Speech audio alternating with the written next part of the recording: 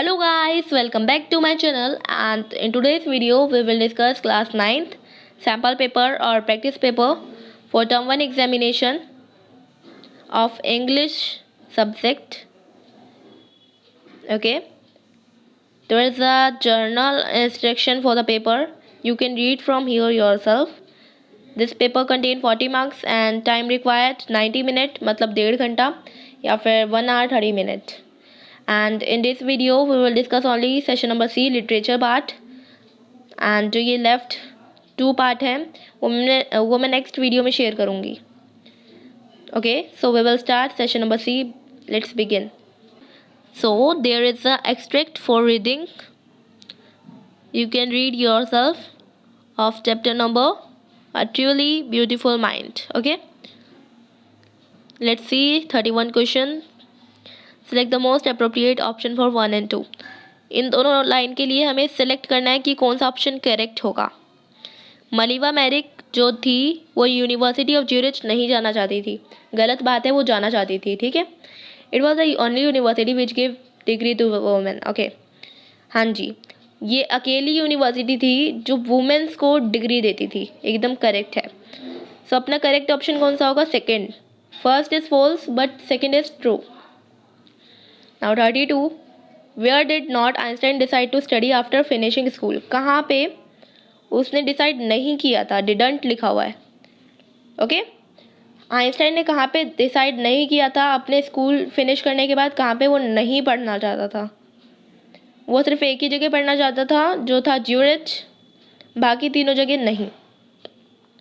First, third and fourth तीनों गलत हैं और तीनों सही है इस क्वेश्चन के लिए.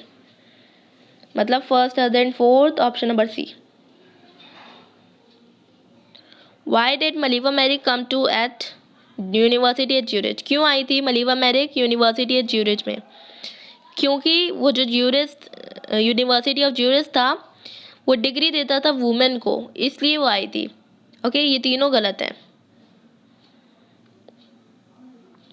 When Einstein said this line in it victorious meaning, इस लाइन में विक्टोरियस का मतलब पूछा गया है.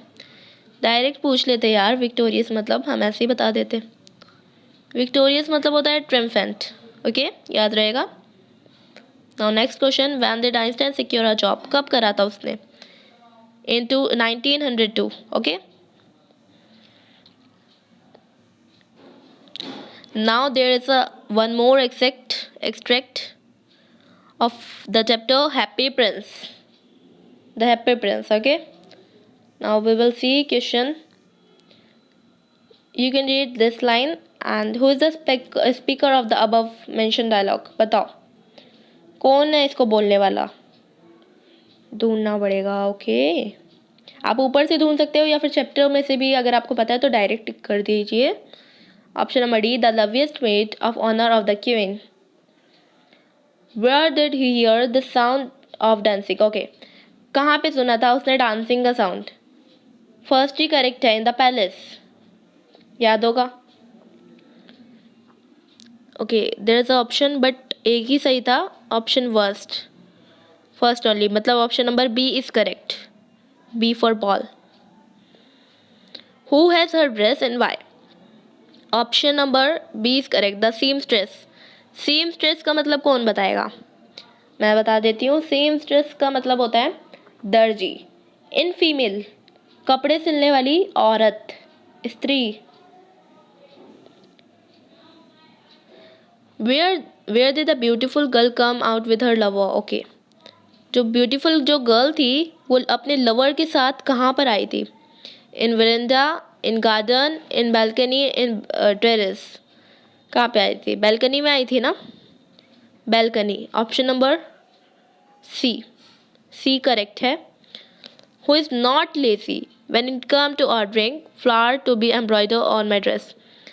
जब वो आई थी अपने ड्रेस पे एम्ब्रॉयड कराने फ्लावर्स को, तो कौन जो थी वो लेजी नहीं थी? इन चारों में से एक ही लेजी थी जो कि थी सीमस्ट्रेस, कपड़े सिलने वाली औरत, और बाकी तीनों नहीं थे. मतलब फर्स्ट, सेकेंड एंड थर्ड. कौन सा ऑप्शन होगा? सी वाला. ये तीनों नहीं थे और यही ऑप्शन करेक्ट है.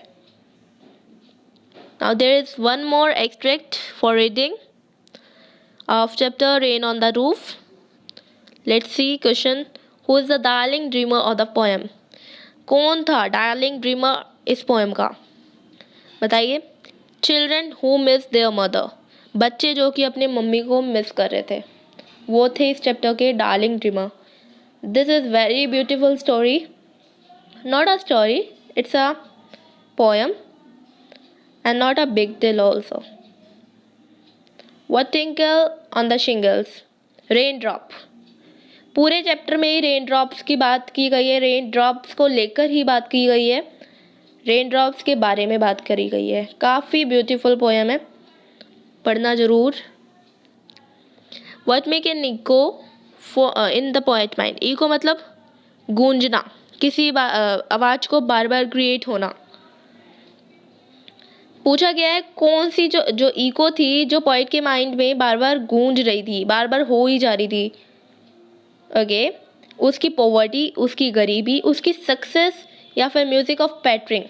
पैटरिंग मतलब होता है अगर जैसे कि रेन ड्रॉप्स जो होती है ग्राउंड से टच होती है, देन दूसरी रेन ड्रॉप भी ऐसी होती है, तीसरी चौथी ऐसी लगातार होती रहती है. तो पिट पिट की साउंड वो क्रिएट करती है, वो सारी रेन ड्रॉप ऐसे ही क्रिएट करती है, पिट पैट. देन जो ये पिट पैट की साउंड होती है उसे ही बोलते हैं पैटरिंग साउंड. ओके. क्या इको कर रहा था? बताइए क्या गूंज रहा था? Pattering of music of rain drop. Okay. Option number C. Now where is rain making a noise? कहाँ पे रेन नॉइस मेक कर रहा था, शोर कर रहा था? On the roof, on the poet roof. Okay. Now tell us a word from the extract means memories. Memories का मतलब shingles तो होता नहीं है. Recollection, किसी कलेक्शन को वापस से याद करना, मतलब कि पास्ट वाला चीज. Okay. Sorry. There is one more extract for reading. You can read yourself. The Sound of Music. Chapter है Sound of Music. This is about Bismillah Khan. Part number 1 of Sound of Music.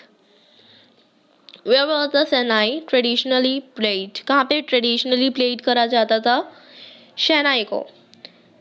I think इन तीनों में किया जाता था, मतलब all of the above. Option number D.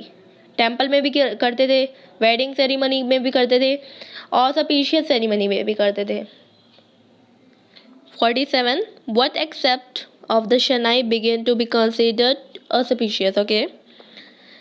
शहनाई की first बात तो लाउड होती नहीं है, ऑडियो होती नहीं है, नन हो नहीं सकता, ओनली साउंड होता है. शहनाई की ऑलवेज साउंड होती है और कुछ नहीं होता, याद रहेगा. What is the highest civilian award in India? Okay. India में कौन सा हाईएस्ट अवार्ड है सिविलियन वाला? ओके. भारत रत्न. याद रहना चाहिए, जीके के क्वेश्चन में भी पूछ सकते हैं, इधर ऐसे भी पूछ लिया क्योंकि बिस्मिल्लाह खान वाले चैप्टर में इसका यूज किया गया है.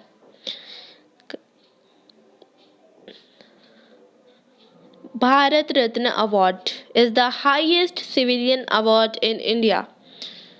There is option. Okay. Option number B, first only. Now 49. Who changed the perception of the shehnai? किसने परसेप्शन चेंज कर दिया था शहनाई का? तानसेन ने नहीं किया था, एवलिन तो नेक्स्ट पार्ट में थी, एंड बिस्मिल्लाह खान ने करा था. यस करेक्ट है, Bismillah Khan. All of the above तो कहीं से नहीं हो सकता. ओके.